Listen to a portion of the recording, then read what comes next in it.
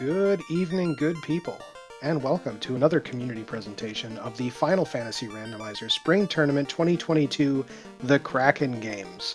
Tonight we have a race between guardianmarcus and Guda. This is match 2 of their best of 3.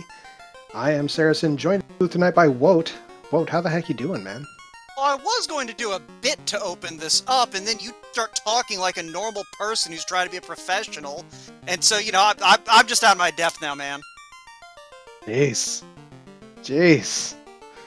I didn't think I was going to ruin your night. Well, you have. I mean, not as much as rolling these incredible blessings for these runners. It really is incredible. Do you want to go over those, or should I? Go over them real fast. There's only 3. So, tonight, for your enjoyment, Thieves rolled plus 20 agility, the ability to swing an Excalibur, but have forsworn bracelets. The Red Mages, meanwhile, have learned to swing katanas, picked up a couple extra level 1 magic points, but are as fragile as a Black Mage. And our Black Belt this evening picks up a nice little plus 40 vitality, plus 15 hit percent, and gives up minus 10 agility. Big whoop. Yeah, this is some fantastic black belting that I think we're going to be seeing here. These thieves are just monstrous with 100 agility out the gate. And, I mean, Red Mage has voted present. I mean, it's one of those things. It ain't like they're getting white magic from anywhere else tonight, so I'm sure that they're not going to complain. Yeah, we'll have to see what the spells roll on here. We're about, I want to say about a minute out from the gate drop here. Yeah, they're about to hit the 10-minute mark in the race room, and with stream delay, I think you're about right. Yeah, no, so this is going to be, this seed is going to be potentially jetty. I say potentially jetty because I've rolled seeds that look like they're going to be like, around an hour, and then, bad things happen. One thing I just want to double check here. I'm seeing on the screen Guda listed as 1-0, but I thought guardianmarcus took the first match last night. I have absolutely no idea. Huh. I'll go see if I can figure that out as we do things, like watch this race get moving.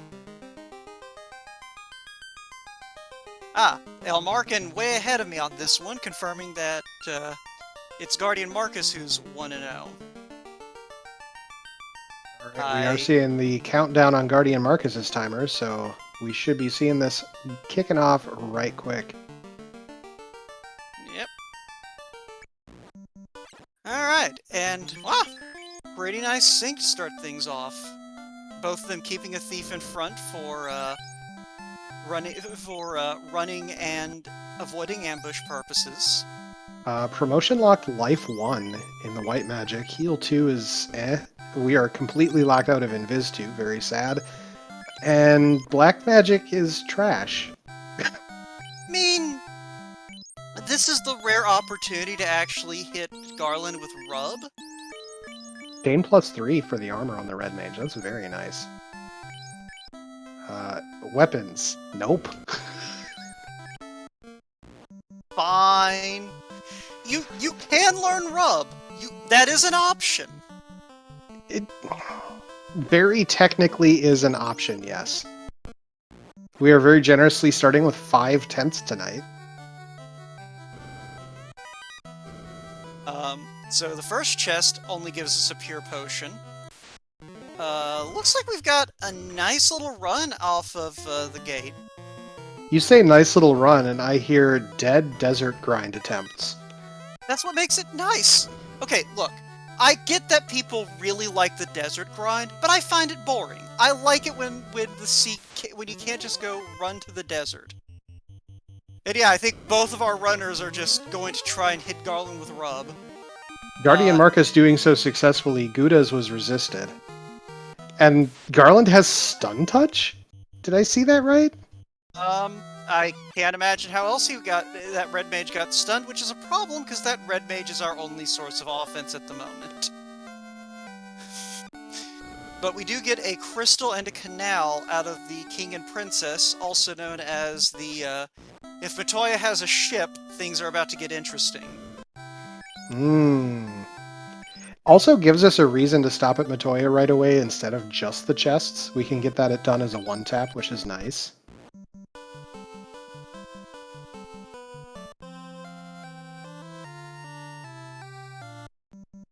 But Marcus is going to be the first one to encounter the bridge boss, and we are off.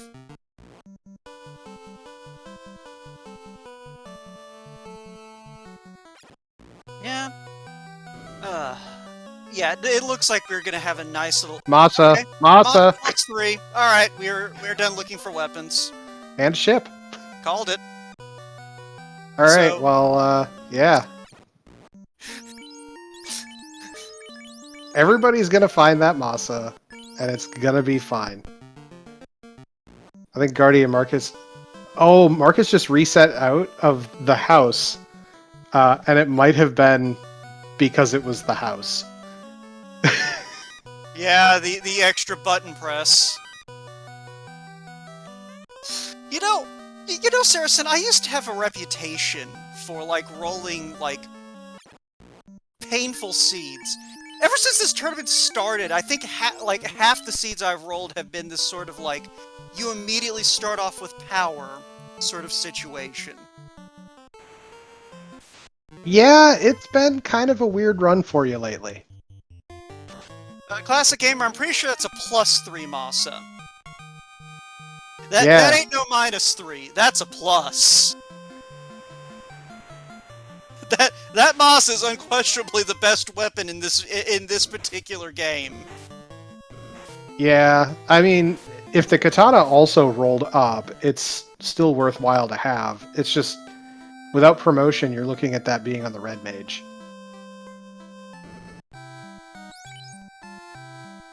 Alright, we got Ruse and Fog too, I guess, in the white magic. We have a sweeper! Technically, you are correct. You are correct in that. It'll kill pirates. That counts. Again, technically correct.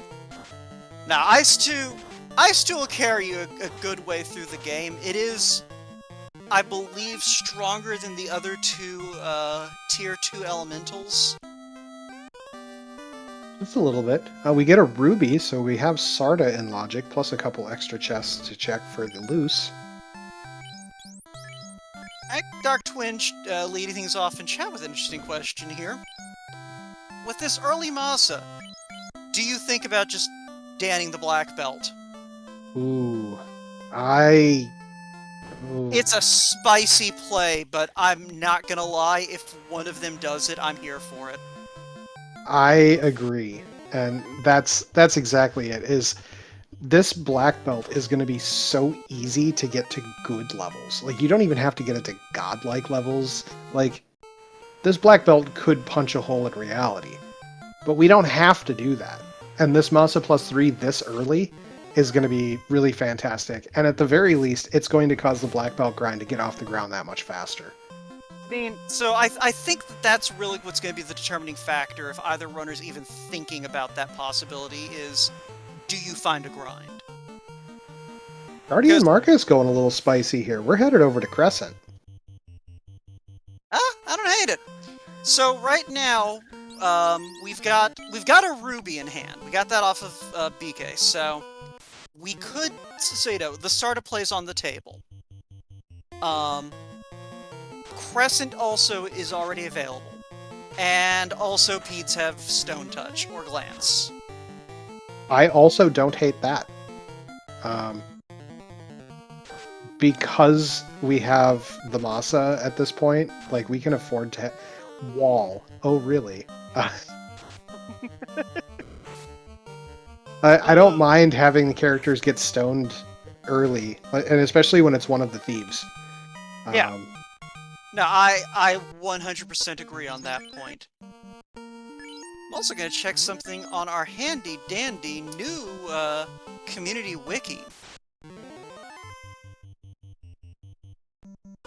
Yeah, there's one wall in the game on the enemies. Neat. Because someone handsome and brave went through and noted how many occurrences of each spell in the game and skill is in the game. Since you said handsome and brave, is that you? Yes. Anyway, enough self-aggrandizing and plugging the wiki. So, let's find out what the sages have. And that is a vanilla canoe. That's a absolutely amazing find at this stage. So that's going to open up Ordeals, Ice, Volcano Armory if we want to do that. We could probably just go check Volcano. I don't know that I would right now. With the ruby still on the table, yeah, it's one of those things. I'd at least check that ruby before committing to, like, the ice volcano loop via canoe. Because you know your opponent's gonna come find the canoe before they can do anything. But if that ruby's the floater, you are giving up minutes. We get the chime out of Marsh. Chime from Marsh. We are halfway to Sky, Sky, Sky. This is true. And yeah, like, the canoe does also open up Ordeals and Waterfall, like our wonderful tracker JLo7 is pointing out in chat. But we're going to feed this, the Titan. We're going to probably... Alright, we'll check this chest on the way back.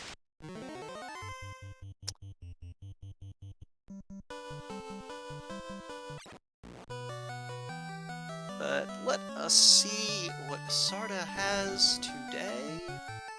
One thing I will say is... Oh, hey, Vanilla Rod. I really hope that guardianmarcus makes a stopover at Elfland, because we saw in the Black Magic shop Warp and Ice 3. So those would give the Red Mage some pretty significant tools, and with that Pede fight that he took, we actually have 3rd level slots on the Red Mage. Yeah, I mean, it's one of those things. I think that there's a lot of routing decisions he could make. Hey, there's a pro ring. Nice. I mean, you keep that. That's a good one. That's a pro ring +3. Yeah, okay. Uh-huh. Hello, +11 absorb. How are you doing today?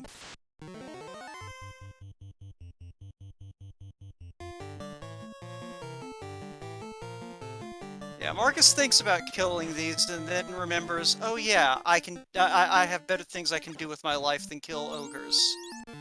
Guda looks to have wiped on the way out of Marsh and is re-diving, so yeah, that's it looks unfortunate. like it was Blaze zombies that did him in. Ooh. Yeah, that's not great, because that comes up in a couple of places. Alright, we got the Mudgoal tile in the first spot in Hall of Giants, and... I mean... I guess that technically counts as, like, French vanilla, Neapolitan... something along those lines. It's a giant! That looks particularly vanilla. Yeah, that was extremely vanilla. I'm beginning to think I don't understand what the concept of a randomizer is. Maybe you confused this this race with the async that got put up? Maybe. I don't know. But anyway, Guda's got his chime back, and Marcus, setting sail for parts unknown. And by parts unknown, I mean I don't know where he's going quite yet. At least heading south. I think this is a, take the southern shore around to Elfland. That way you can quickly pop over to the northern continent if you don't find anything helpful in, Marsh, or the item shop in Elfland. So, I saw Stinger and Mute Touch in that fight. Against Sahags and Odd Eyes. I mean, yeah, it is fine. It's... Look, if this were a double anti-bingo match, that would have been great. Guardian Marcus realizing, hey, perhaps I should have shopped before saving. It's fine. He picked up enough money in Titans to cover most of his expenses here. We have Exit as well at level 3. This is suddenly a hard choice. There are 4 good available spells at this level that the Red Mage could learn. You've got Ice 3, and you've got Warp. Both very good spells. You've got Exit, and I think it was Heal 3 in the red learnable slots. Yeah. Like, you kind of have to take Heal 3 in there. Exit, Heal 3, Ice 3. Pick up Warp on your Ninja if you need it later. Yeah, it's just that Warp is really useful for Ice and a couple other places. The Exit is... It's not bad. Reverse Ice like a bold adventurer. You only have to make the one loop anyway. It's like 3 extra steps.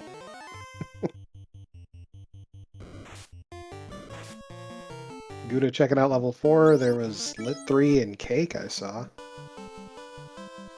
And not a whole lot of other considerations there. Guda just bailing on that shop. We see what the white magic was? I don't think so. Alright, well, we'll leave the crowd in suspense then on that one. We know what's in white magic, but we're gonna let y'all wait.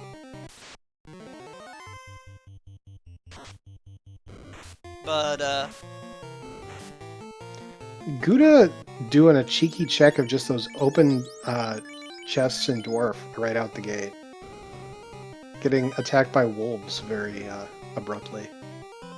yeah. Meanwhile, all of chat in agreement that they would take Warp over Exit at that level 3. And I, you know, like I said, Warp is the coward's way. There was a ribbon. And it was a plus ribbon. 2. Yeah. No. I do not hate seeing a +2 ribbon. If I'm either of these runners. Also, I find it amusing that we keep finding all this good armor, and it is all getting piled on the red mage. Mm-hmm. Like, it makes sense, but I find it, but it's hilarious. It's just like, you know, there are 4 characters running around. One of them is actually safe, and the other 3 just have their skin. Yeah, it's particularly funny to me because on Guda's side, it's literally just the ribbon. He's about to find the other stuff. He's gonna go check that ruby. Well, yeah, but I think there was a skip out. Mark is checking that northeast chest in Marsh. I think Guda skipped out on that because he didn't want to deal with the zombies. Guardian Marcus has Exit, and even using a nice 3 charge here, will still have a charge left. It's Marsh Cave. Do you really, like, do you trust yourself to not have to burn both shots of your good level? Fair. Oh, one more up. Also, I'm trying to remember if, yeah, I don't think zombies are on this floor anyway. Iron Shield.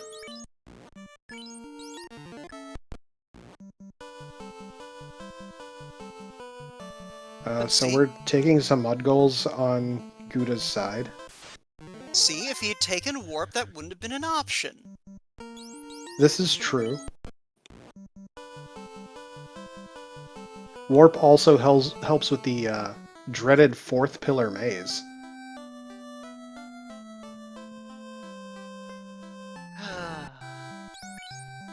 You mean the 4th floor of Sky? We don't have Sky Maze on this seed. No, I'm talking about Ordeals. Yeah, I'm getting mixed up with another game 2 that I commentated, with another game 2 of a series I commentated on. Oh, I know, I was there for that. That's right, you were. It's been a long week. It has. It is very sad that we did not get to have a Game 3 in that series, because the Game 3 was going to be even spicier than Games 1 and 2. I still question why on earth we allowed Unleashed Warmech as a thing people can do. Hey, Life 2 in a red learnable slot. Way to dodge the question. You know, I think that there was a lot more spice in that particular series than is typically allowed in the rules here, but I wasn't going to question it because it somehow got made. Yeah. Well, in any case, Marcus is done with his shopping and is deciding, you know what? The Ice Cave Volcano plays for squares. I'm going to Ordeals.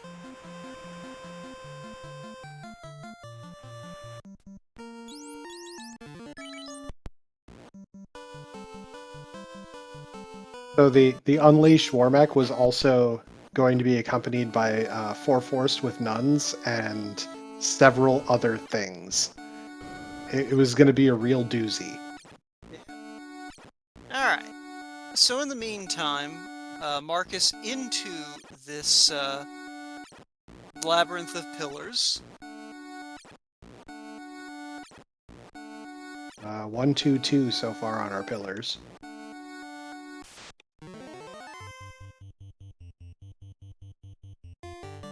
Classic Gamer, I don't remember all of the things, but I know that Sky Maze was enabled and a few other things as well. In that, like, Four Forced with Nuns, Sky Maze, it was a whole production. It was. And Game 2 was, like, the transitionary of getting a little further into the spice. It was still a good series. It was Chanigan versus Sonny Wrath. Yep. Alright, so Guda gets his rod. So, here's honest question time. Guda has the rod. Guda does not have the canoe. Does Guda go to Earth? I think Guda goes to Earth. Guardian Marcus through the maze, by the way. Yeah. Yeah, I told you, you don't need warp.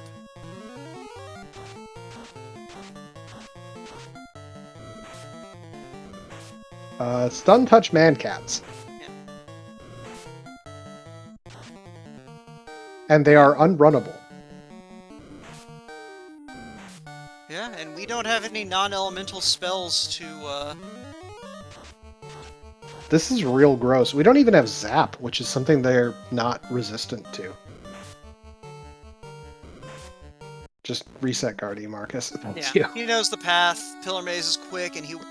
That was just a random encounter, right? That wasn't the spike tile? Correct. Yeah.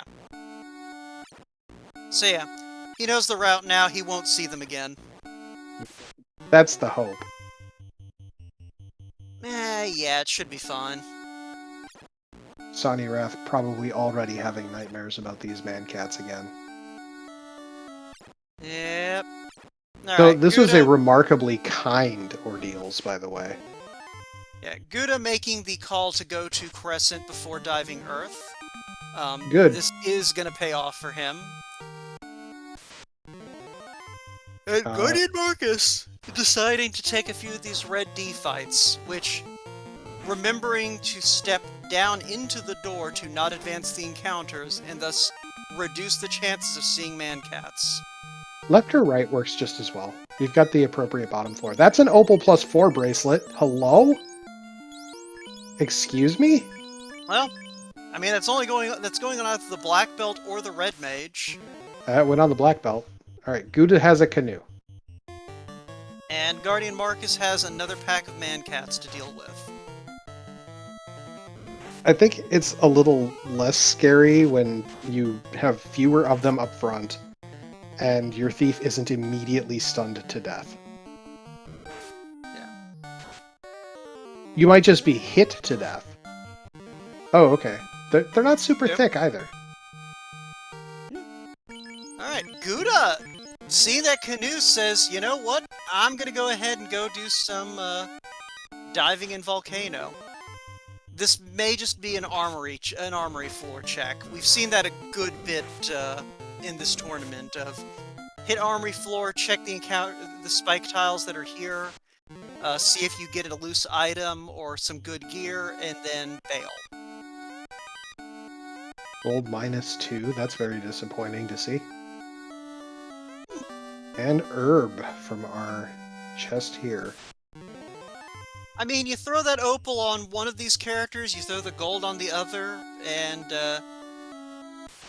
Guardian Marcus going back to fight this dragon some more. I don't hate it. I don't know. You got a Masa, you got an ungodly amount of ice spells. He's not using the ice spells. That's the thing, is the Masa's taking it out. It's not a thick dragon, and we're getting enough hits out.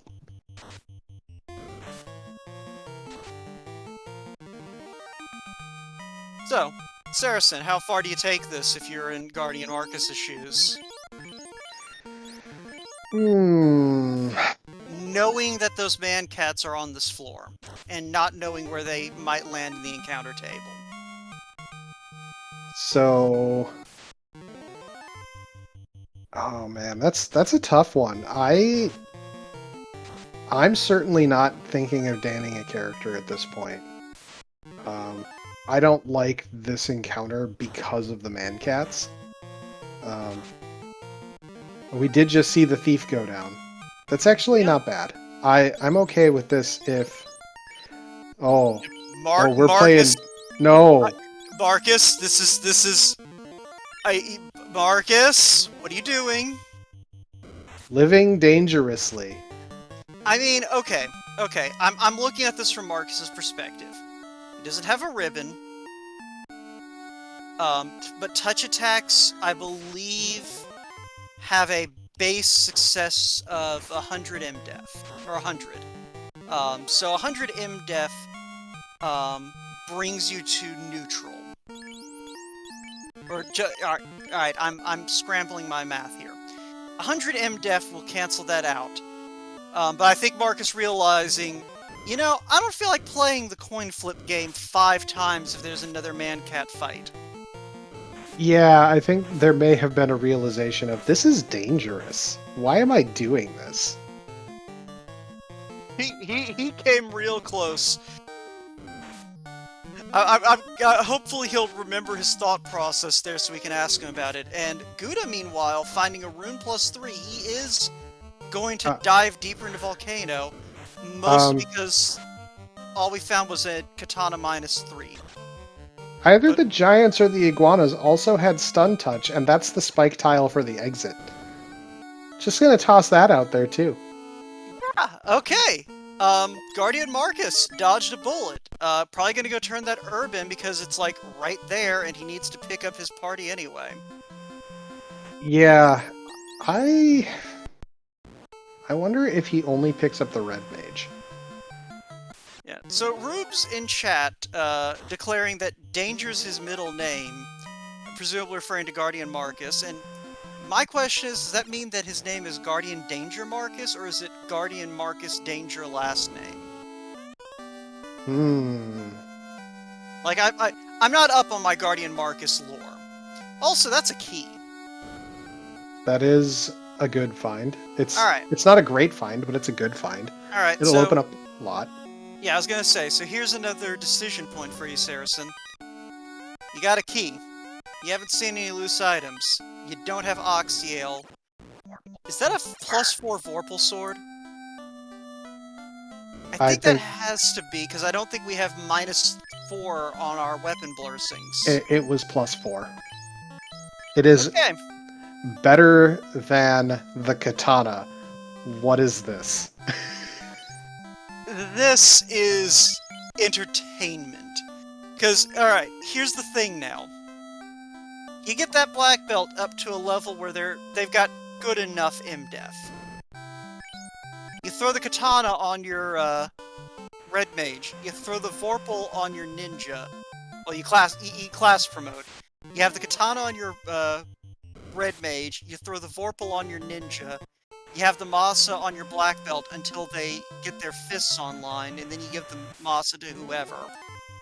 And violence just ensues. Pretty much. Yeah, I guess the question is, do you put that Vorpal +4 or that Masa +3 if you're able to promote? Ooh. These are the tough questions. I mean, we haven't seen Temper, have we? And we haven't seen the Saber Bonk. We haven't seen Fast? This is true. So, like, you need that enablement for the Vorpal to be a good weapon.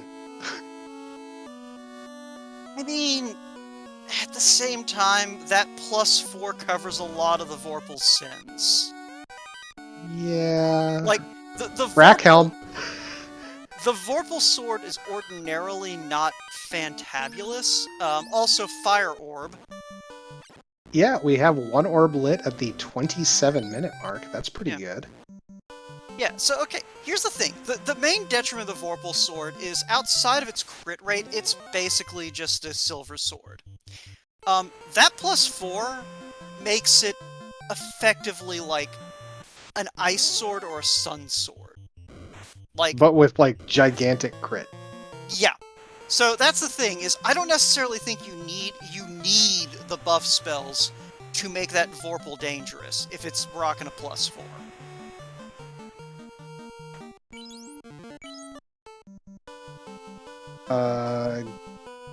Guardian Marcus going back for the red tees?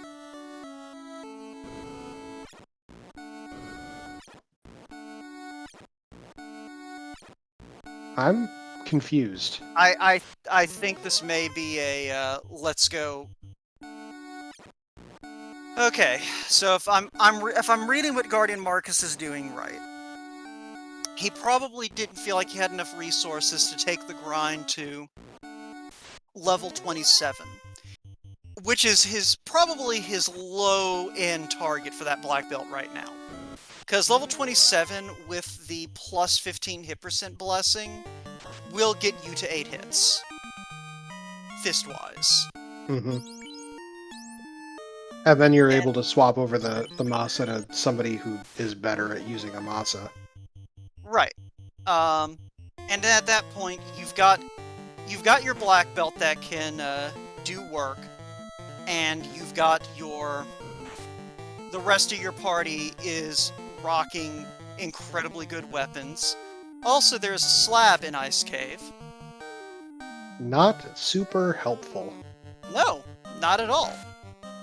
But Guda making good use of warp to get out of there and just leave. So, does this mean we're looking at Waterfall for progression still? Earth Cave. Earth Cave. We do have a rod still. Yep, but yeah. So those are our two guaranteed incentives. And other than that, it's like maybe we get Dwarf Lock? That's the only lock that I didn't see Guardian Marcus. Well, that in Northwest. For loose checks. And we haven't seen the vendor items, so Mm-hmm. we've still got the item shops on the on-rack continent. We've got Dwarf locked, and I don't think we saw Topher locked either. Oh, you're right.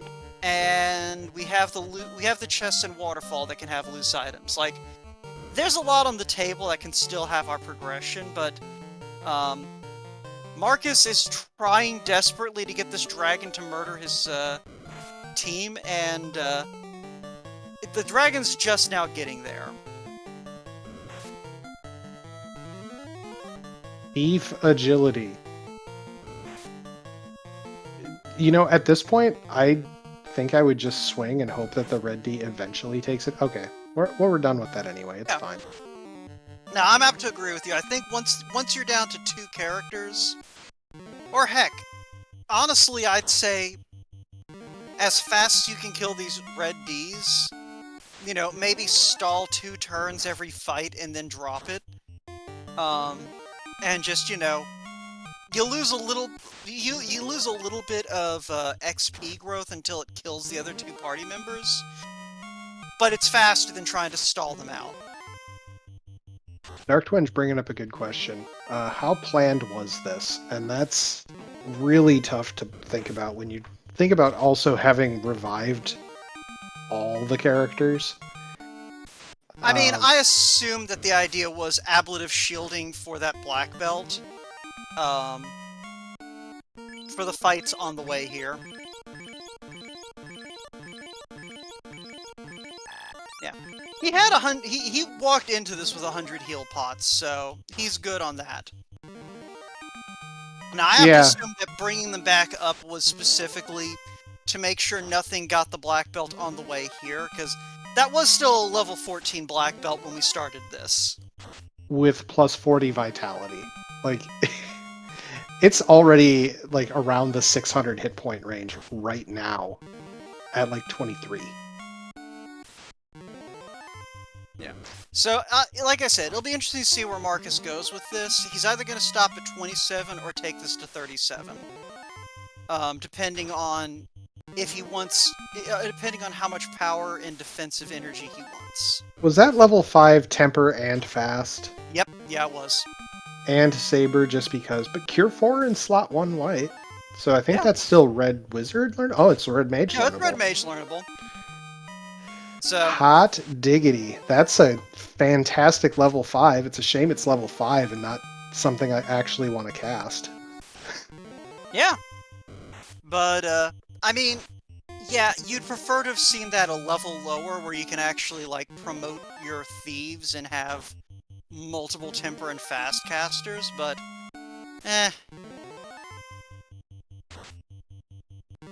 you probably aren't going to need that many shots of temper.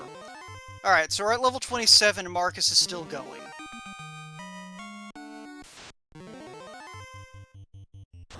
Oh, I got it. Darkwind's asking for... Okay, thank you.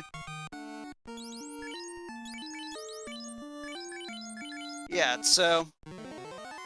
I think Excalibur is the only, thing we haven't seen... The only good weapon that we can use we haven't already seen.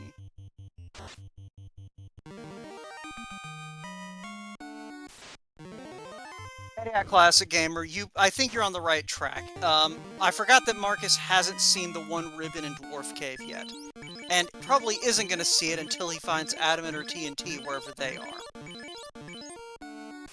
Yeah, if I'm Marcus in this position, I'm close enough to Waterfall to think about taking it, even though I don't have Oxyel yet. Because you're still getting the opportunity at loose chests there as well. And logically, we had pretty reasonable access to Waterfall, just like we had reasonable access to Volcano. Yeah, I think if Marcus were going to make the play to Volcano or Ice with the canoe, he would have already done it. Like, I think at this stage, he's decided on, I'm going to fade these checks until I have to do them. Because, I mean, Marcus is a good enough runner, and I'm confident that he recalls the axiom of, you know, when you make a choice in a randomizer, you need to just commit. Mm-hmm. And Guardian Marcus is a solid runner. I believe he was second in my Duckling class. Oxyale in Earth. Yeah, hopefully he's not going to commit to not checking Earth for a while, though. Well, I guess not that big a deal.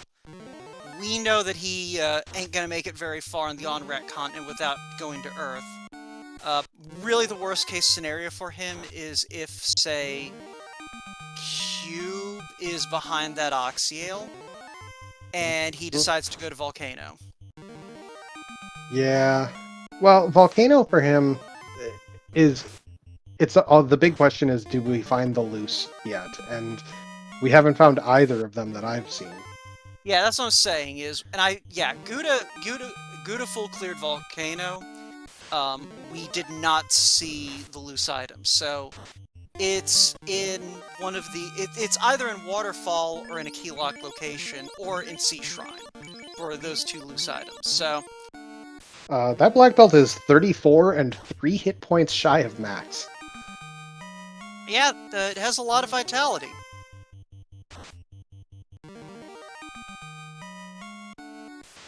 Alright, so chat's saying that Guda might have skipped a box in Volcano. I saw that come up early, and I saw some folks saying that they think he may have, like, done 2 passes and checked it.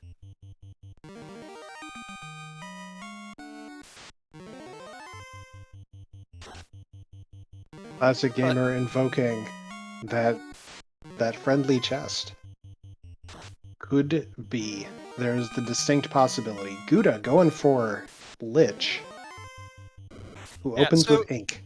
Guda making a lot of straight-up progression, but, Marcus is going to blast through these dungeons. But yeah, Yeah. Alright, so there's level 37, and he's gonna keep going. I wonder if he's doing a test swing to see if he hits the Nope, he's just going. Yeah, this might be a going to 42 for the MDef situation. It could be. I know I've done that in terrible dungeons before.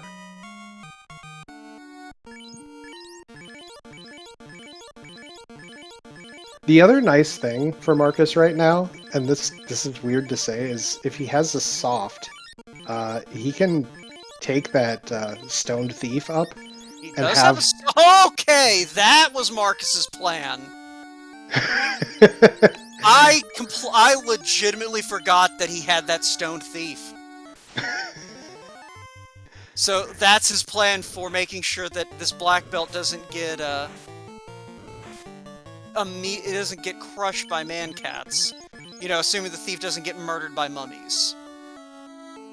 And again, this tile still has something. Okay, we're out. We're out. Alright.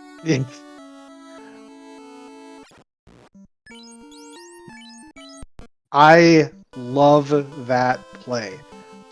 Cannot stress enough how much that was just an excellent heads-up play. Yeah, I legitimately just forgot, oh yeah, that's a stoned party member. He can just pick that up with a soft. Yeah, Right. So Guda, the first one over to the waterfall, so we're gonna start finding out some things.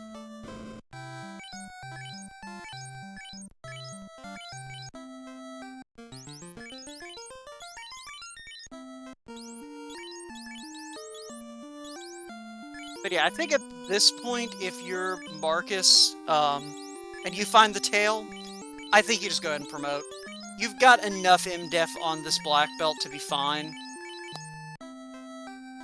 Mm-hmm. Getting a bobble out of the waterfall. This is not a great sign. Dragon +1. Womp womp. That's an eye tile in the waterfall? Hello? Now, alright.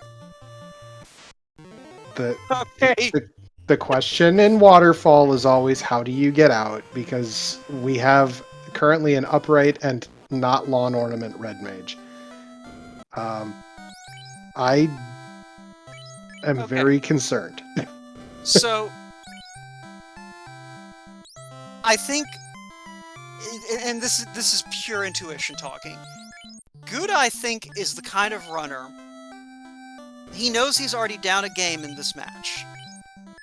I think he's the kind of runner that says, let's just get this black belt to good enough to put out some punishment, and then leave, and if I need more than that, I can grind in Topher. I think Guda is definitely willing to take risks this match. The eyes are... We're trying to Dan. Oh boy. Alright, so never mind. Guda just wanted to get... Now, he may just be trying to Dan the thief and do a 2-man up to a comfortable level. I would love that. That sounds great. Because he is leaving that red mage in that 3rd slot, instead of bumping it up to the 2nd slot like Marcus did. But it's looking like the Mud Golems just don't care what Guda's plans are, whatever they are. They're just going to kill everyone. Or try to. Alright, Thief's down. We'll see. Alright, he's starting to swing, so... Yeah, that was just to kill the Thief off. We're going to see a 2-man. I'm going to go ahead and predict Guda's going to go for 27 on the black belt and probably the red mage and call it good. Yeah, and that makes a little bit more safety for the red mage. Guda didn't check level 4 white, which is a bit of a concern. But I think it'll be fine, right? It's just, it would be really nice if he actually had life 2 on the character that's going to have more than 400 hit points and the ability to cast it. That red mage has black mage vitality.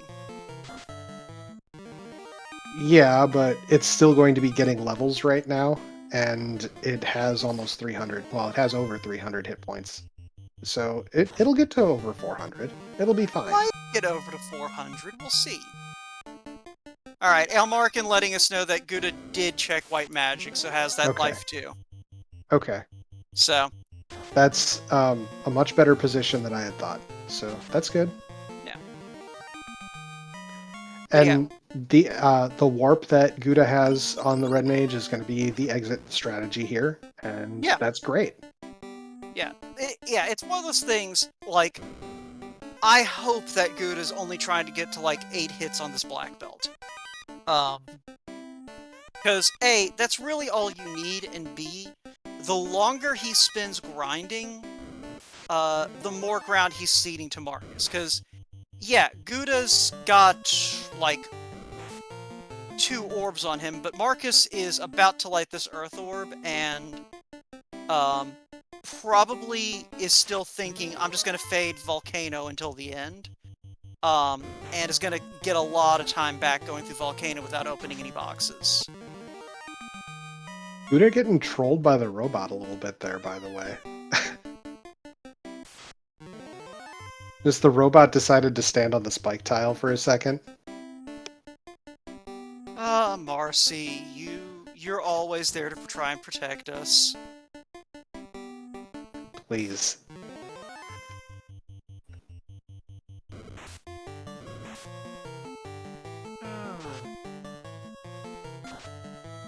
But yeah, so... That robot's just trying to level up to be a war mech. Hey, I mean, you know, if maybe we should see if it wants to join in place with one of the thieves.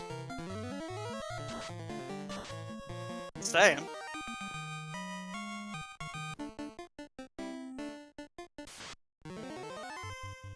Also, what is this encounter table? That's like 4 fights we've gotten into on this one on Lich floor. There is a very tight section of this encounter table, and it's not going to be fun when we get into Topher, depending on where that lands. If that lands on the seafloor off of a hard reset, it's real gross. It's gonna be close. Like, it's gonna be once you're in the Fiend floors. Based just on where we just saw that. I think it might hit first on Earth floor, and the bounce back might actually land on Air floor. So that's one of those things where I think about it and I'm just like, man, I might burn encounters on the fire floor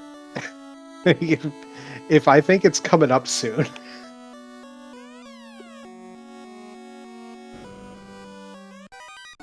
Invis stick, that's good. Yep. We're skipping. Not good enough to keep. I understand. Right, so Marcus is about to pick up this ribbon. Almost didn't. I would have remembered on the way out. But, yeah, that's going straight onto the red mage. No, it's going on a fully equipped black belt. Okay, I disagree with this move. I understand it, but no, you already have a level 40 black belt. Spread the defense around. You need more than one party member alive. Yeah. Alright, do we find a loose? By the way, Guda done. We're done with that grind. Yeah, he took it to, I think, about 27. Got to 8 hits on the black belt. Said, I am satisfied. No vendor item yet. I don't think we've seen the caravan. We have seen the caravan. It was not. Alright, I believe that means we've got a Gaia vendor item today. Sure do. Which means that our floater is loose either here in Temple of Fiends or in Sea Shrine. Gross.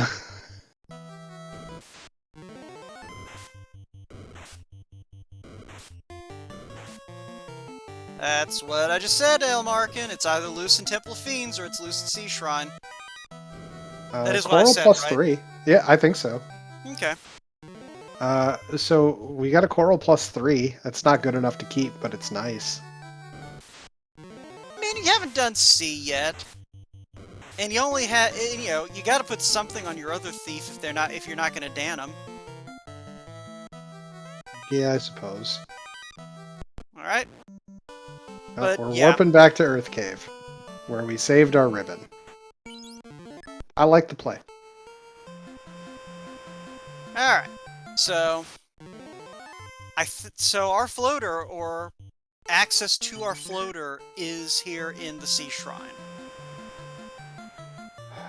Oh, that's just Like you nasty. said, gross. And Marcus, it looks like, deciding he'd rather go... Okay, yeah, Marcus deciding he'd rather go do his ice cave, at least.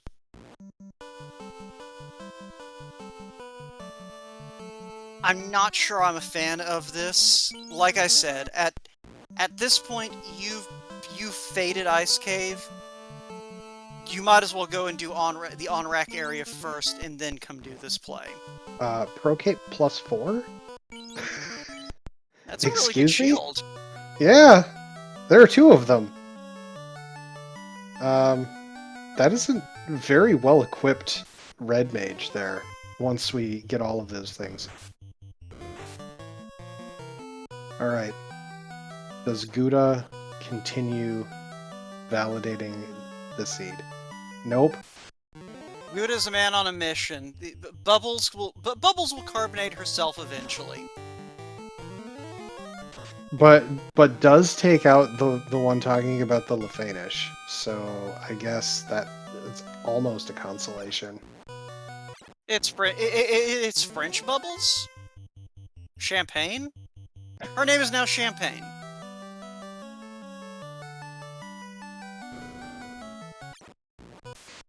I do appreciate, by the way, in our creative channel, we have Uriel Man who's putting together some mermaid sprites. I may actually use that sprite sheet. Yeah, no, we definitely have some folks who enjoy creating new sprites, and again, just as a friendly reminder, we do have a community wiki now that is a work in progress, but does have information on how you can use resource packs to make your ROMs fun and cheeky. Did you do the Halloween one, by the way? No, I did not. That one had a resource pack to make it Castlevania themed, and it was fantastic.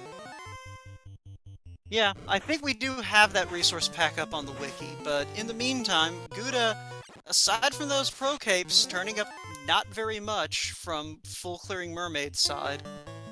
So our progression's got to be over here on Kraken side, or else I'm forgetting something, and so are you.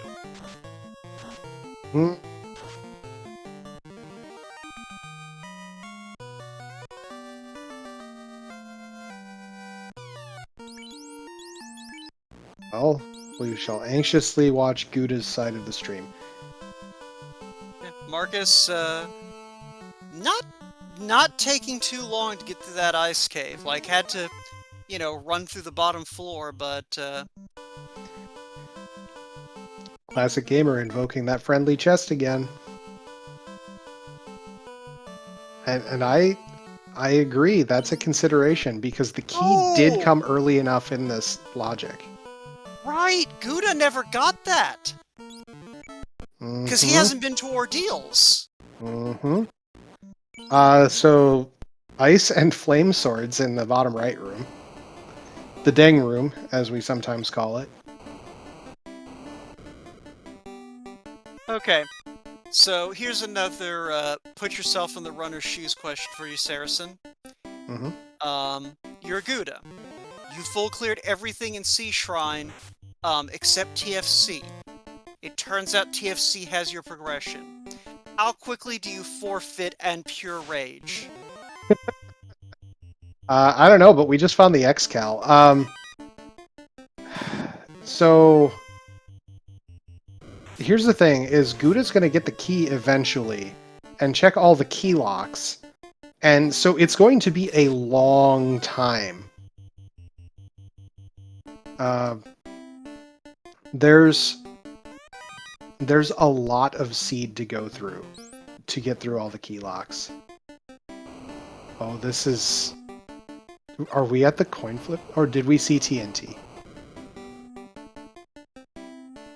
Okay, Guda found TNT. Okay. That's... That TNT is going to turn into a ruse stick, and our floater is going to be in TFC, or at least something that like the adamant leading to the floater is going to be in TFC, calling it. And we're... Actually, no, it has to be.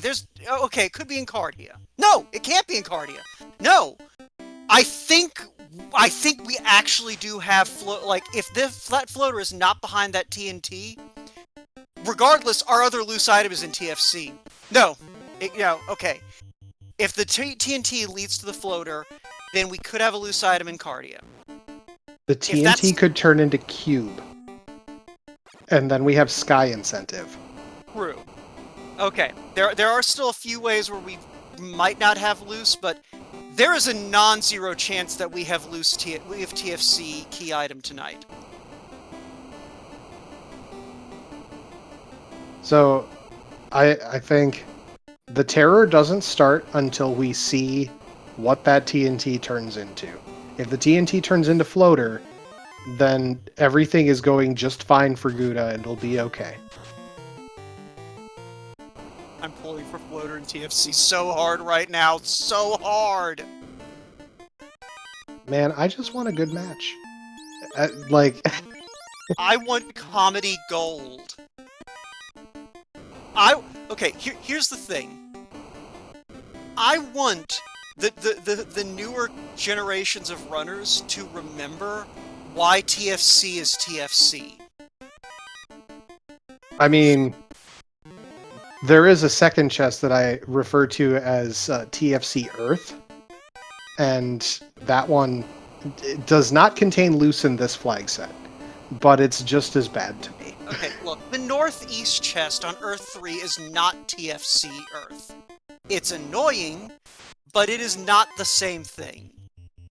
I know it's not the same thing, and I know that there's a legacy behind TFC specifically.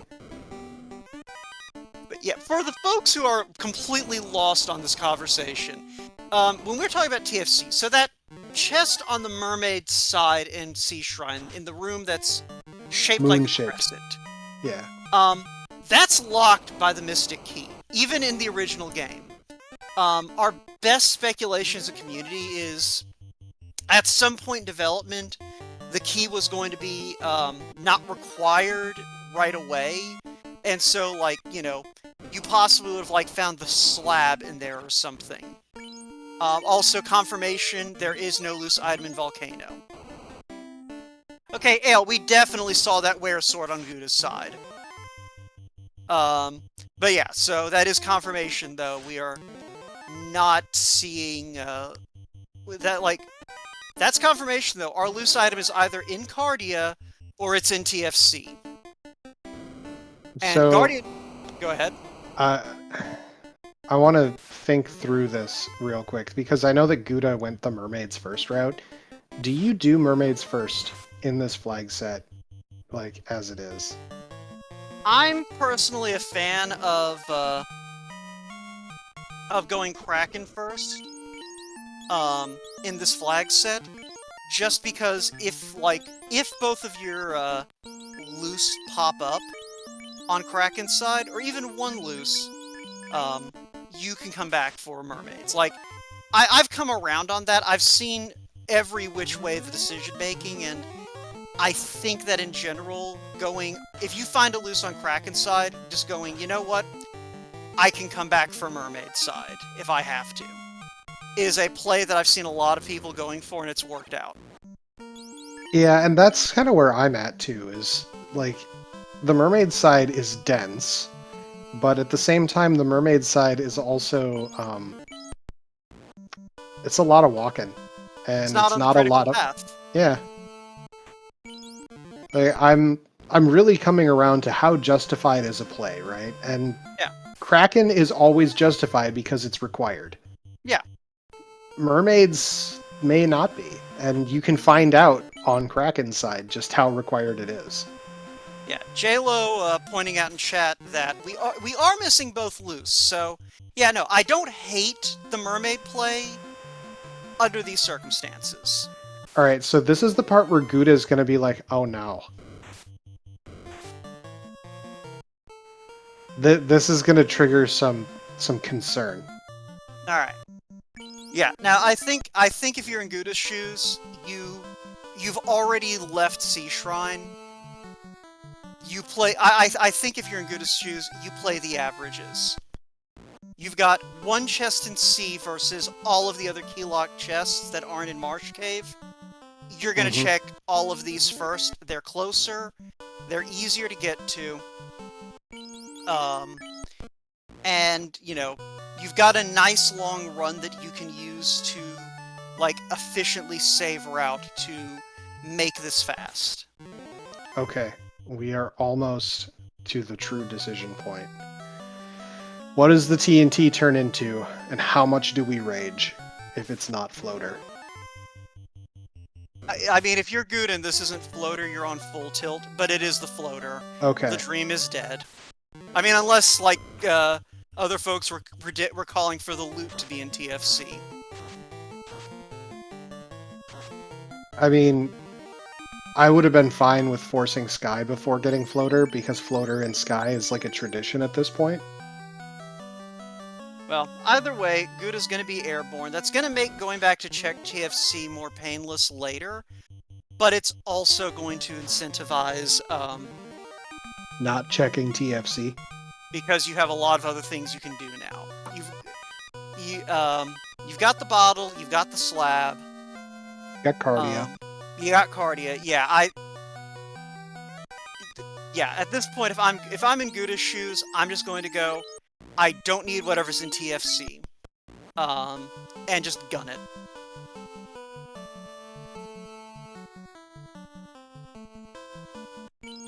TNT was in Sharknado. It was in on the Sharknado floor. I think in the Sharknado room, even.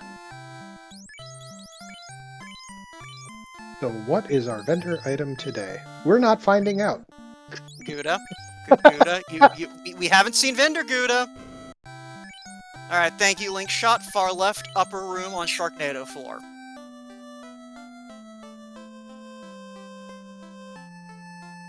We get our adamant from the ferry. Uh-oh. Guda. Okay, so here's the thing. That could have been one of three. There are four things that could have been in that shop: the loot, crown, the cube, or the tail.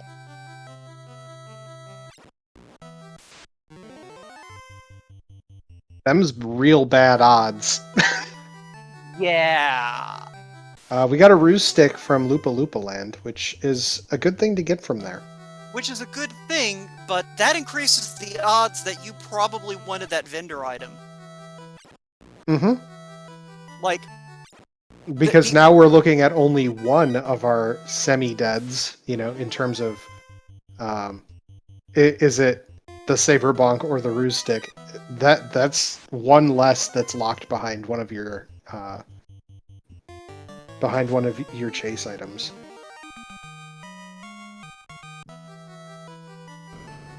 Yeah, so that's real interesting, because yeah, like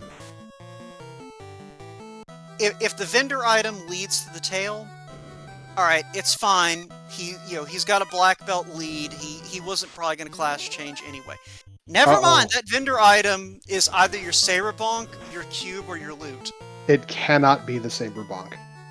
It could be something that leads to it. It could be the crown that leads to the Saber Bonk. That's what I mean. But that tail is a real bad sign. We Yeah, are like greatly winnowing the pool. yeah, and if Guda doesn't we're positive we haven't seen the vendor item elsewhere, right? Uh-huh. 100% sure. We have eliminated all other item shops. Yeah, okay, so that is not a great situation if Guda doesn't remember that he skipped that the vendor item. Because that means he's going to... Well, okay. So the best case scenario for Guda right now is that is a crown in that item shop leading to a saber bonk. Because anything else, that means he's going to open every single box in the game until he turns up his loose item, and only then might he realize, oh, vendor. So, oh, also nightmares have stone poison. I think I'd leave the red mage that way.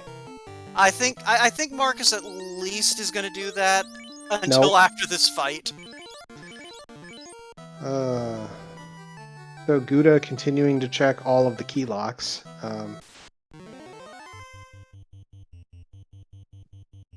Well, I mean... Alright, from his perspective, he has put the vendor item out of mind. Either he thinks he's already collected it and checked it off, or he thinks he doesn't need it and checked it off. And Guda's experienced enough runner, I have to assume he just straight up thinks he's already gotten the vendor item. We're getting the cardia calls for the second loose. I'm sticking with TFC, man. I'm feeling it in my... Nope, Never mind. There it is. There's your cube. Okay. Okay, that's mediocre news for Guda. Because it's going to lead down a path, but it's going to suddenly be, it's a 50-50. Why am I missing? It's a 50-50. Either this gives him the crown leading to the loot, or it gives him the loot directly, or it gives him the saber gauntlet. The crown has to go to the saber, because you can't buy the saber.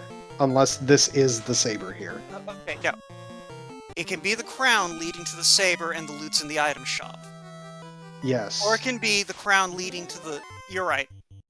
It can be the saber bonk here with the crown in the shop and the crown to loot. Or it can be crown here to saber. Yeah. The crown can be in the item shop and that can lead to saber and the loot's here. Or it can be the crown in the item shop leading to the loot and the saber's here. Yeah, alright. We're clear now. We've got it figured out. Yeah. I think we are a little behind on our orb checks. I think the tracker... I'm going to assume the tracker's being wonky. It does that a lot. But there's the loot. Hashtag never punished. Oh.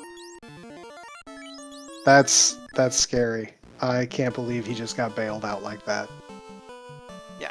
And yeah, JLo confirming that the tracker's being a little bit wonky. It happens. Question in chat, though. Are there any ninja-worthy spells? I think really... Like, there's Warp. And that's pretty much it. Yeah, there's no reason to promote unless you're actually putting equipment on. And yeah, the main reason to promote is the Vorpal +4 that we found. Yep.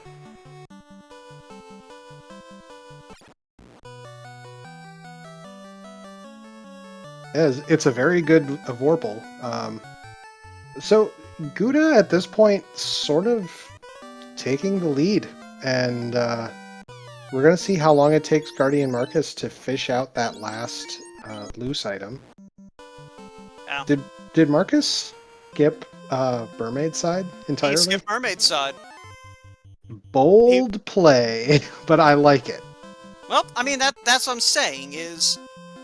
It's a play I've seen a lot of in this tournament, and I think it generally has panned out for runners. Like, if you're only missing one loose item, and Mermaids isn't the last place to look, it's not that long to get back there. If you have to go back, and if you can skip, especially that second floor, that floor where TFC is, you save about as much time as you lose having to go back. If you have to. Like, it's one of those things, it's a gamble that doesn't punish as hard as you'd expect. But Guda just lit his fourth orb, has everything he needs, but maybe not everything he wants. I think that he's in a perfectly fine position to make the attempt. As long as he actually has healing potions. He does. Okay. Yeah, we're he's good. he's in a solid enough position, but as a reminder, he didn't grind that black belt up the way that Marcus did. I think his black belt's hovering around like 31 or 32. Yeah, maybe slightly lower. Oh yeah, okay, so that black belt's sitting at 800. Marcus hit 900 around, what, 36 or 37? Oh, lower than that. Marcus was max hit points at 34, I think, maybe 33. Okay. All right, so Guda probably is only in the upper 20s on that black belt then. So, you know, if this is a friendly Topher, then then Guda's fine. This is a solid play. If not, then I think this gets back to what I was saying before of Guda can take the option of going, all right, I'm going to get this black belt up to good enough. If it's not good enough, I can grind in Temple of Fiends.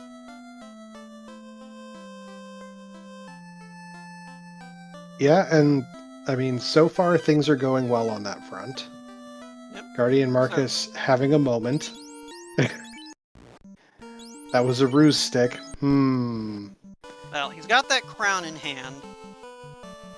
And probably just remembered, oh yeah, I haven't actually cleaned out, the, whatchamacallit, the Cardia Islands, and he still has that adamant to turn. Like, he's got turn-ins, he knows that he still has to do Cardia for loot, for chests. Like, you're right, I think that pause may have been a moment of, have I made a mistake in not checking mermaids, but I think he'll be able to talk himself out of checking mermaids. Well, he's about to get a saber bonk that he didn't want. Yeah. Guda onto the fire floor of Topher.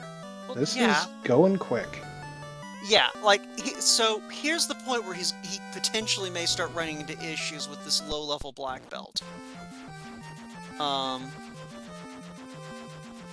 on Carrie, apparently, because she's paper.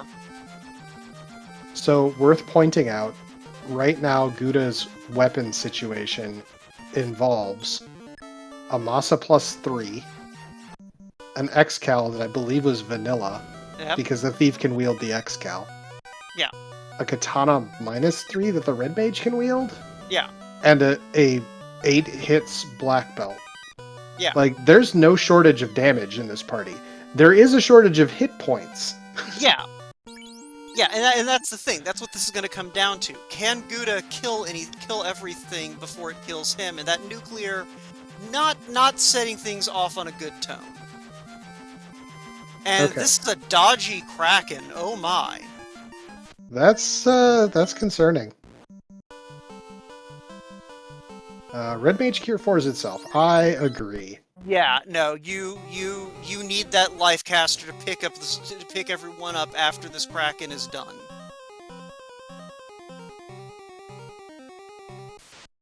I think we're hitting hard enough. Okay, that Masa swing from the top thief takes down the Kraken. We're good.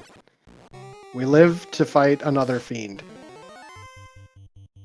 JLo pointing out in chat, we didn't see either lock spell. We did see lock at level 6 black, and actually the red wizard learnable spot.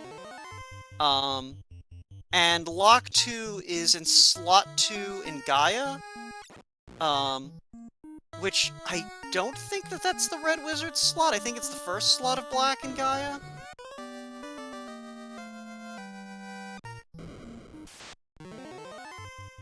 But I don't remember. Yeah, we don't have lock available to us right now. What I will say is Guda is looking pretty safe here. So unless we see something particularly nasty out of Chaos, this could be the Topher of his dreams. I mean, yeah, so far this is the Topher he needed. Namely, one that isn't trying to continuously murder him.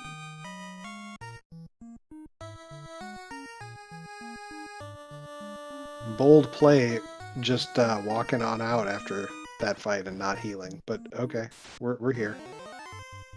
It's fine. The red mage will live. It's fine. Alright. So, Gucci. here's the moment of truth. We saw, what, a nuclear out of Kraken and not much out of Tiamat. And So, I don't think we saw anything of note out of Carrie or Lich. well, they didn't live long enough to do much. So, if you're in Guda's shoes right now, you're hoping that, you know, that Lich was rocking a couple of nukes and a nuclear, and so was that Carrie. Because you know two of the Fiends didn't have a lot in their script.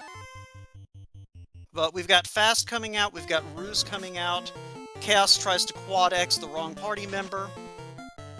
Mm-hmm. Fast coming out, and I didn't see how much damage those thieves were managing. 2 hits for 2 damage off the Excal, 4 hits 52 off of the Masa, and that is nuke. That was a very good, but not quite good enough nuke. Followed by Swirl. Swirl is gonna finish the job. All right.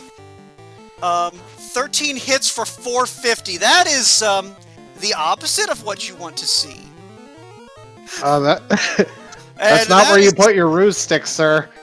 Yeah, this is not a good situation for Guda right now. That is a tanky chaos. Like, good lord, that is a lot of absorb. But it looks like he may have RNG locked it. Yeah, certainly 13 has. hits, 355. Guda with the one-turn RNG lock secures the win and ties this match up. Wow. That is beautiful. Now, like, do you call that skill or luck at that point? I think it's a little bit of both. Yeah, I think it's skill in recognizing that you get when you got the RNG lock. Because I think that, yeah, I think Guda didn't.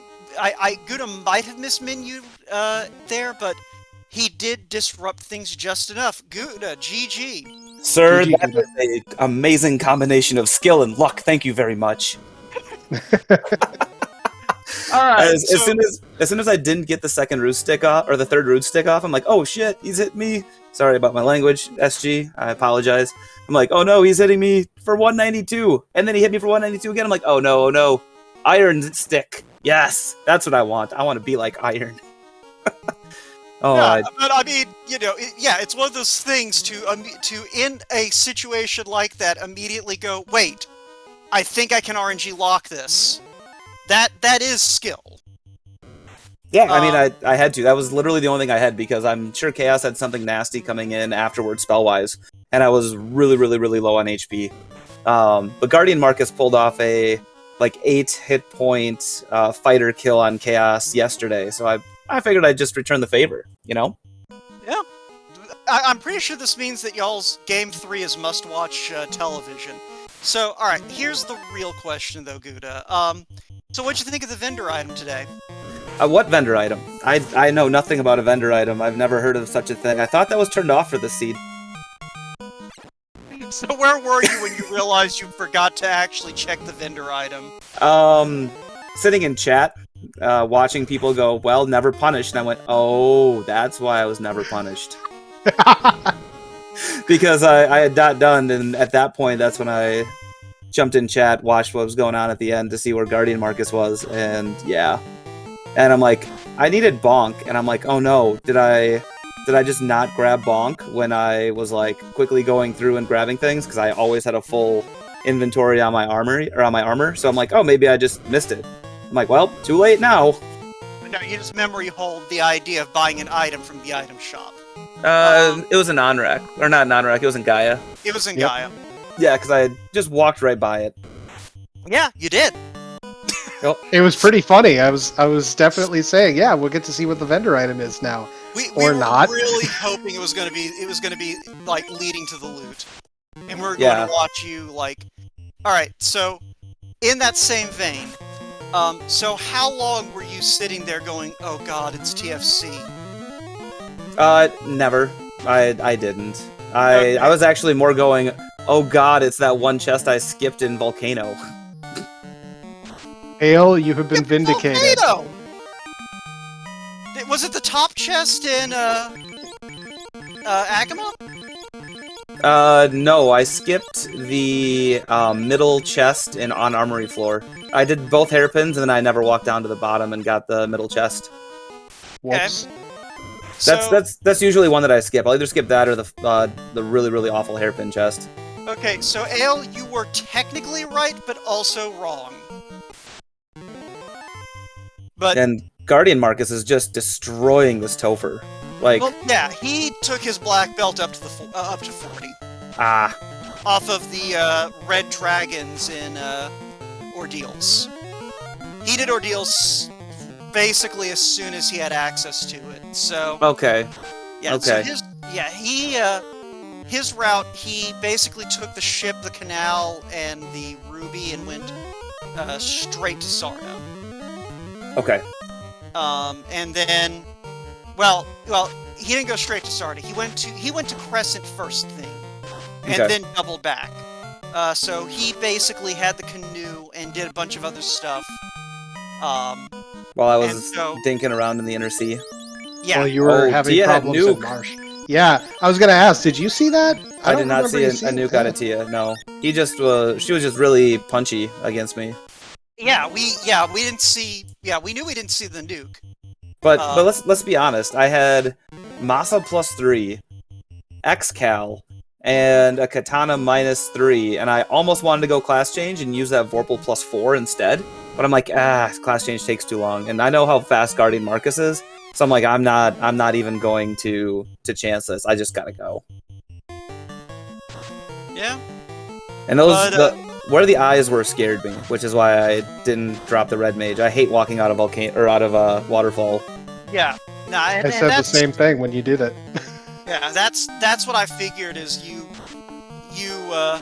basically were taking that black belt up to 8 hits and then just gonna take it from there. Yep, that's exactly what I did. But I don't know if you got to see the nastiness in ordeals. Did you see the man cats? I punched them down 1 hit each time, so Okay. they never got more than like their they first had stun round. touch. Oh, Uh-huh.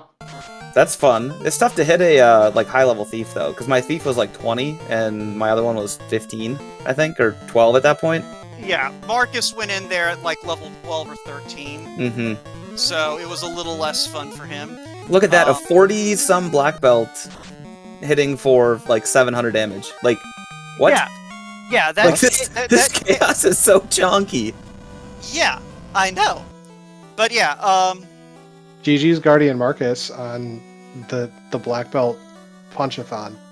GG. yeah, Yeah, like what was that? 15 hits or 17 hits for 797. That's 16, I think. I think it was Yeah. straight up 16 hits. yeah, that's ridiculous. That is an absolutely insanely high absorb chaos. I think that has to be close to max absorb for what these flags can give. I think so. Actually, hold on. I think I still have the seed pulled up in Hackster. One moment. Sweet. Guardian Marcus GG. What a match. GG. Yeah, that was 114 defense on that chaos. Tier 2 was at 110, Jeez. but No wonder. had like 20 less agility than chaos. Jeez. And then the rest of the Fiend refights didn't get above 65. Kraken was the highest otherwise at 65 defense. Okay. But yeah, GG Guardian Marcus. So let's see here. Trying to think. So Mancats, huh? Yeah. All right. And it, All right. So let's jump back to your ordeals real quick, and then we'll sort of start asking questions of the both of you. So, you go through ordeals. You have to reset out because of the man cats. You go back in, you get your stuff. You leave ordeals. You go and raise your party, and then you head back to ordeals. Was that your plan the whole time? Was just go back to Elfland, resupply, all that good stuff? Yeah, that was my plan. Unfortunately, honestly, I should have had the heal pots. So I was, not happy about that. That was totally my mistake. So that luckily ordeals wasn't too hard to, navigate through. But I know that was a big mistake, and it was cost me time and pretty much cost me the match. Say it was necessarily what cost you the match. But we'll kind of talk our way through that here in a minute. But For sure. so you did so. Picking up your other two party members, was that basically just to provide your black belt with a couple of meat shields until you could get back to that grind? Yeah, I didn't, because of the man cat, I didn't feel comfortable just going in with the black belt, especially because I knew they had stun touch. So I didn't trust it going in alone. No, I mean that's completely legitimate. That's kind of what we were speculating on. But all right, so just talking in terms of how things shook out with this seed. So the big divergence for you two was once you both had the canoe. Marcus, you went for sort of the northern continent sweep once you had that canoe in hand. Whereas Guda, you opted to do the ice volcano checks early. So that was kind of your first point of divergence. And for a while, I think, Saracen, would you agree with this assessment? Marcus kind of had, not necessarily the orb lead, but it felt like sort of had the exploration edge. So it's really hard to evaluate that because, everything stops for a black belt grind. You pull up to your chosen buffet and go to town. What I thought was really interesting was you got the canoe earlier, Guardian Marcus, and you then went to ordeals fairly quickly after that. That sort of follows, what I think we learned out of our Duckling class, the dead pulse logic of I can go to ordeals, I should go to ordeals. But it didn't pay out except for the grind. And at that point, it was, what can we do to explore further? And, knowing now what we know, that the logic was do Earth so you can do Sea, so you can pick up the loose to get your floater and move on with your life. It's really hard to make that play in the moment, and it was just a matter of who got to make that play first, which in this case was Guda. I was very, very worried about that. Like, when I grabbed the canoe out of Crescent Lake, I'm like, all right, whenever I get a canoe here, I automatically do Volcano and Ice. They're right there. I've got Warp. Volcano is a ton of chests. It's a lot of checks. I'll get all the swords and armor that I need, hopefully, knock on wood, and then I can kill Carrie because I've already got the Masa. So, go to Volcano, don't find a loose, go to Ice, don't get a floater, and I'm like, oh, crap. If Guardian Marcus went to Earth, I bet you there's a floater in Earth, and now I'm about 8 minutes behind. But, I mean, in a roundabout way, floater was in Earth, but it was just in Sea, which was not actually in Sea. It was, more fetch quests. But, in a roundabout way, yeah, that was the God route was go to Earth, go to Sea, get your floater. But Yeah, nobody makes that play. Yeah, and that's kind of what I'm getting to. Like, if you ask me where I think kind of the difference is, Marcus, it's you went back on fading that ice volcano check until you had floater. I think if you'd stayed committed to, just not taking the rivers and just following your other checks until you were forced to, I think it would have worked out better for you. Hard Yeah, to know that definitely. at the time. Mm-hmm. For sure. Definitely felt like as I was going on, like every decision that I made, I kept making the the wrong decision, kept making the wrong decision. So it was Yeah, it was a little frustrating. that's gonna happen. But I said this during the stream. I'm gonna say it again. From everything I've seen and experienced, when it comes to randos, you just kind of like once you make a decision on a route, you'd kind of just have to commit to it. And I mean, I don't know if you were deliberately fading ice there or what, but I think more so than your black belt grind, I think that's where you kind of ceded ground to Guda, was not going, all right, I'm just going to commit to this and count on not needing to do ice and volcano unless I have to. But you know, hindsight's 20/20. But if you'd stuck with that and not gone there, you probably would have. I don't know if you would have won this race, but it would have been you would have been holding hands through Topher. Oh, if we're holding hands through Topher, he wins. That 42 black belt is, doing a whole heck of a lot more damage than my 30, who was doing 13 hits, 13 damage. Oh yeah, baby, here we go. So got the job done. Dude, the crit loop literally is what saved me. I was so tilted and screwed. Like, not only would I have not gotten through Topher in 6 minutes, like it would have been if I would have wiped, I would have been done in probably 120. Yeah, so maybe not hand in hand, but I think it would have been a situation where, one of you gets into Topher and the other is immediately behind them, and it's sort of a, does one black belt overtake the other? But yeah, so I think overall, this was a very good race. You both routed, through a very convoluted chain of events, with a party that was basically like god tier offense.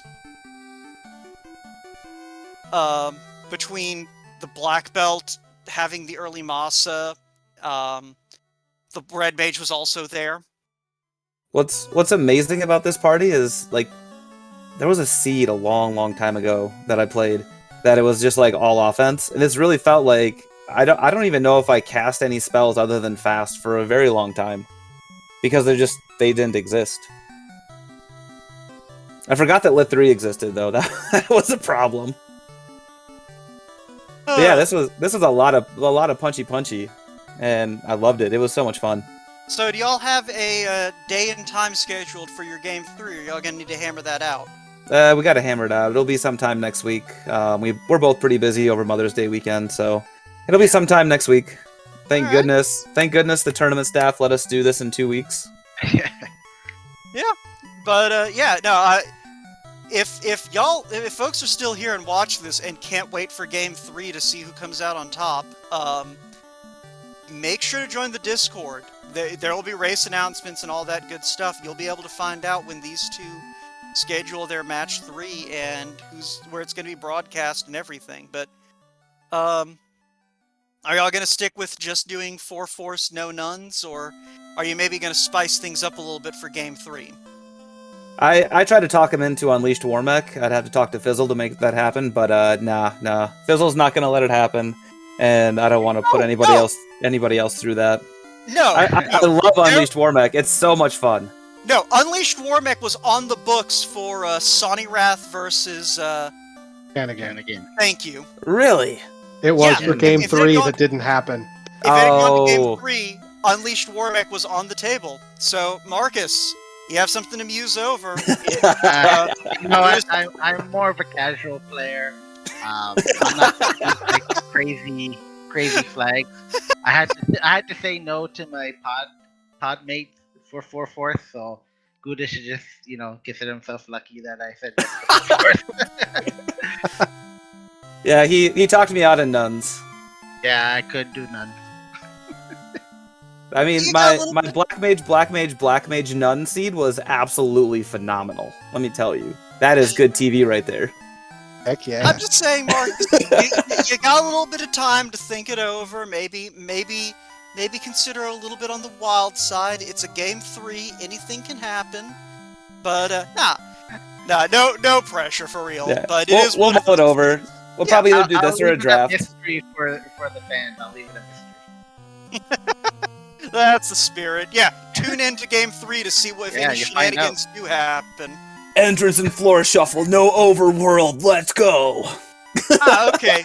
So, I've done that before. It's real weird. Yeah, I'm not doing that. Thunder So had me do that like Dark 2 years ago. No. Hard Yeah, pass. Dark Twinge in chat throwing out a question real quick. We'll probably start winding up soon, but so you two both had a choice at level 3 magic. There was no way you were going to pass on the heal 3 or the ice 3. I did. I passed on heal 3. Okay. But- I grabbed warp and exit because that's just the way I am, because healing is for slow people. Okay. So, Marcus, what pushed you to take exit over warp? It was like the 50-50. I'm thinking half the time when you, besides ice caves, which can be a big problem, but most of the time you can just use exit anyways. And I guess ordeals as well, but that didn't end up being an issue. Maybe that's my inexperience showing of grabbing heal 3 instead of exit and warp. So it's just something I gotta keep in mind. No, okay. Guardian, there's probably most people would buy either warp or exit plus ice 3 plus heal 3. Like, as I told Ghost Pirate in chat, don't do what I do. I don't even know what I do. Don't do what I do.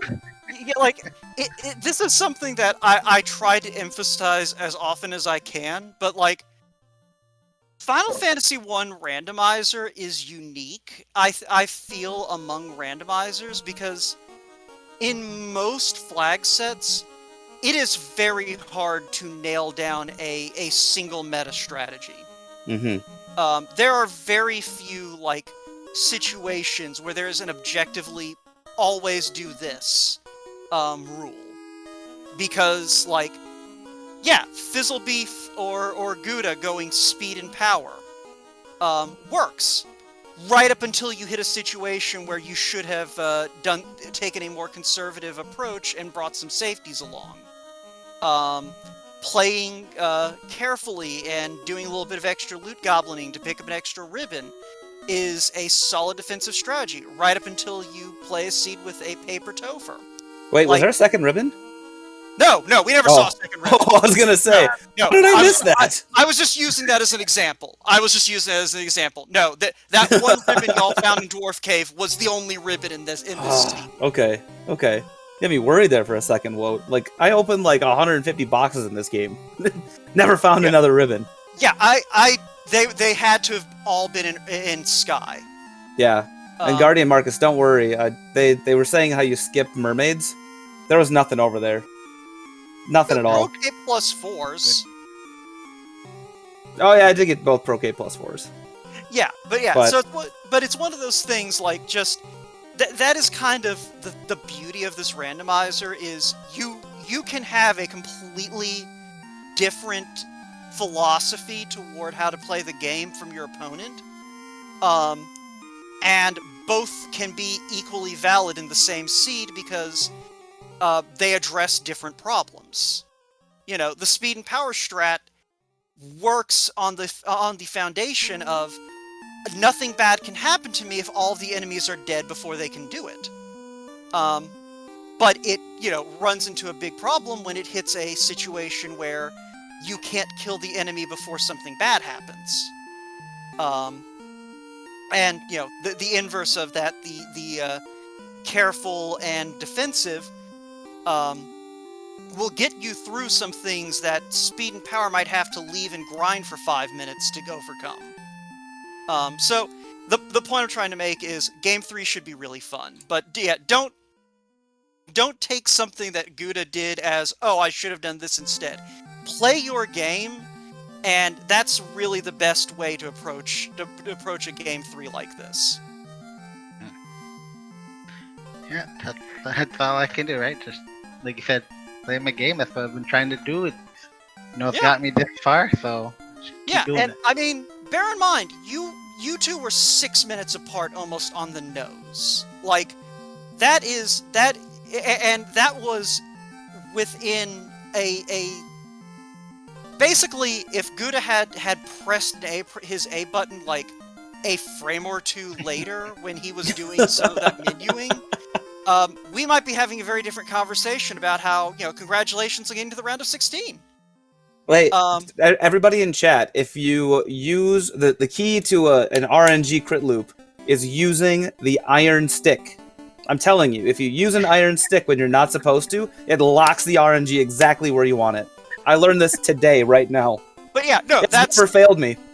Yeah, but yeah, that's the thing is you played your game and literally Guda was within a frame or two of wiping and this being a completely different match.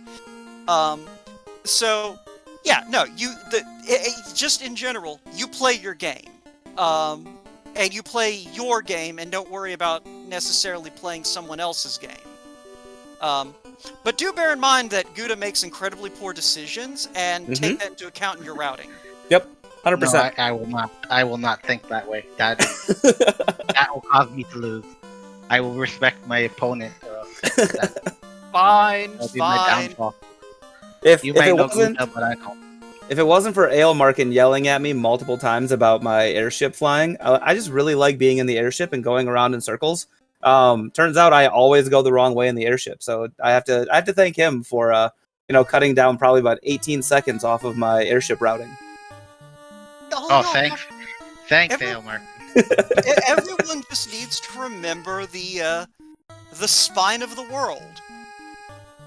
Just, everything is either north or south of Ryukon Desert that matters. And if it's not north or south of Ryukon Desert, it's really easy to find from one of those places. This is true. But anyway, we probably should go ahead and let Speed Gaming have their channel back. So, Guda, any final thoughts? I mean, thanks, Guardian Marcus. It was really easy scheduling these two matches. Both of them have been incredibly fun. Both of them have been incredibly just insane in general. Last night we had Nuke everywhere. Tonight we had Blaze in Marsh Cave. I don't know if you saw it. But then we had just a great god party of weapons everywhere. Thank you, Woat. Thank you, Sirison. Thank you, JLo. Thank you, Speed Gaming, for having us. This has been a lot of fun, and I am super stoked for Game 3. When we get it scheduled, I'm assuming it's going to be restreamed because I don't know how many Game 3s we're even going to have, but it's going to be a lot of fun. Guardian Marcus and I we're 2-1 in pods. Now we're both 1-1 here in the round of 32. This is going to be a good one. I'm super excited. Unleashed Warmack, go! Yeah. Marcus, any final thoughts from you? Yeah, just, saying just what Guda is saying. Thank you to you, Woad, and Saracen, and Speed Gaming for the restream, and obviously disappointed I couldn't close it out today, but yeah, looking forward to Game 3. It should be a good one, and I hope everybody else is looking forward too. Alright, and Saracen, do you have any final thoughts while I quickly check to see if the other race tonight is going to be restreamed somewhere? I think the other race is currently undergoing. I'm not 100% sure on that, but tomorrow night, 8 p.m. Eastern, we have Chadbert versus Goats Pirate Game 1. Does not have a channel yet, but if you are in the Final Fantasy Randomizer Discord, you can see all the race announcement in the race announcement channel. To join the Discord, head over to FinalFantasyRandomizer.com and head on down to the bottom of the page. There is a Discord link there. If you liked what you saw, you haven't tried out the randomizer yet, but you're interested in learning, starting in just a short week and a half, the 15th, we have our next Duckling Boot Camp starting up. Sunday nights, we do a reveal stream showing off the basics of the randomizer and giving you a seed to try out to learn some of the lessons of the game. We do that every Sunday night, with Thursday nights being extra credit night. During the course of the boot camp. I think it is a 6-week boot camp program with the Duckling Derby as a follow-up tournament to that, and that is just a tournament for new players. So if you're interested in giving this a try, heavily recommend it.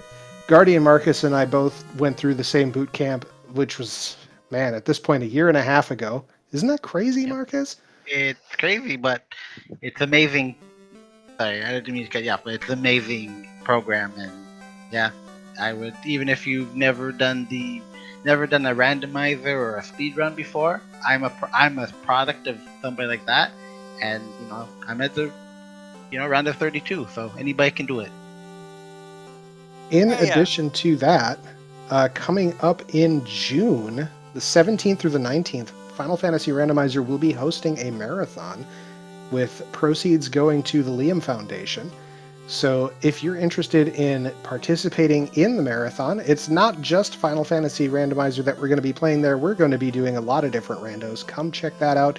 If you're interested in signing up, you can check that out in the marathon channel section. So, Wout, I just spewed a lot of information out to all of our viewers here. What you got? Those are some very good plugs. All right, so we're about 40 minutes into a BK broadcast of Game 2 of Papadu versus Sho Fukamachi over on the Final Fantasy Randomizer Twitch channel, which is just twitch.tv/Final Fantasy Randomizer. And so that race is ongoing. There is no commentary for it, but it is being broadcast if folks want to just go see how that's going. Game 3, if necessary for that, is going to be on Friday night at 10:30 or Saturday night at 10:30 Eastern. In addition, the next broadcast match should be Cheesinator Life Reboots Game 3 at 2:30 p.m. Eastern on Saturday, also on the FFR channel. So, otherwise, yeah. Speed Gaming, I'm sure, has a bunch of entertaining stuff going on there, and I'm sure folks will be dragged over there shortly. But I think it's going to do it for us tonight. Thanks again to y'all for running, and Saracen, thanks for hanging in the booth with me. JLo, thank you for the commentary, for the assistance on tracking and keeping commentary honest. And you know what, JLo? I think that this is a good time to do it. Go ahead and take us home.